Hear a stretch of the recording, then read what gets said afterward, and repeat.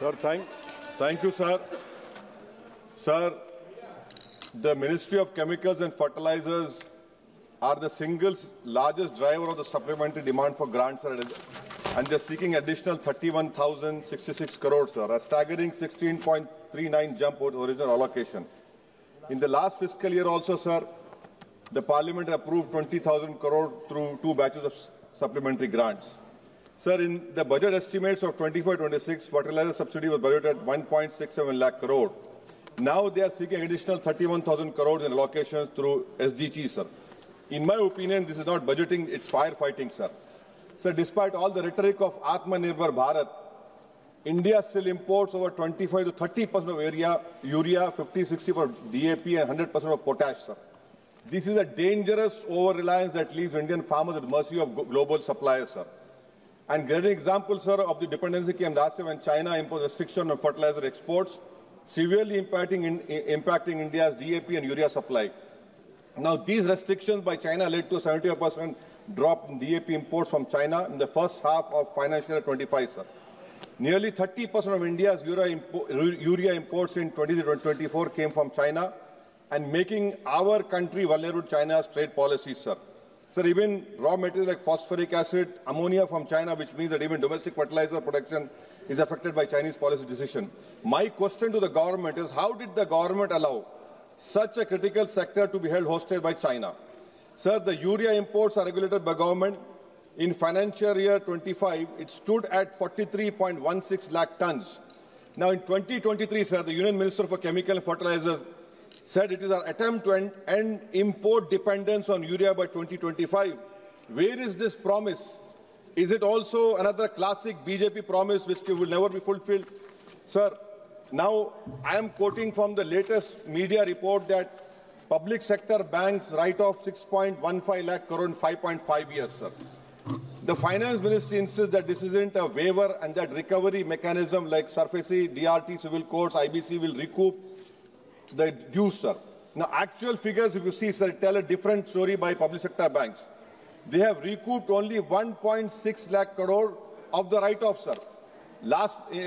Barely a quarter of what has been written off. If the objective was to improve the health of our banking system, we must ask how effective have these recovery mechanisms truly been, sir. Reducing NPAs on paper through write-offs cannot be counted as substantive recovery. Public deserves a clarity on real recoveries and accountability for loan origination and monetary failures. Sir, in financial year 2015 to 24, Indian commercial banks wrote off around about 12.3 lakh crore with 9.9 lakh crore in the past 5 years, sir. Now, what is happening over here? Thirdly, sir, yes. If you see the fake notes rose by 37% in the 500 rupees note rose by 37% in financial year 2025. In financial year 2024, sir, 500 rupees counterfeit notes detected were 85,711. In financial year 2025, it has come to 117,722.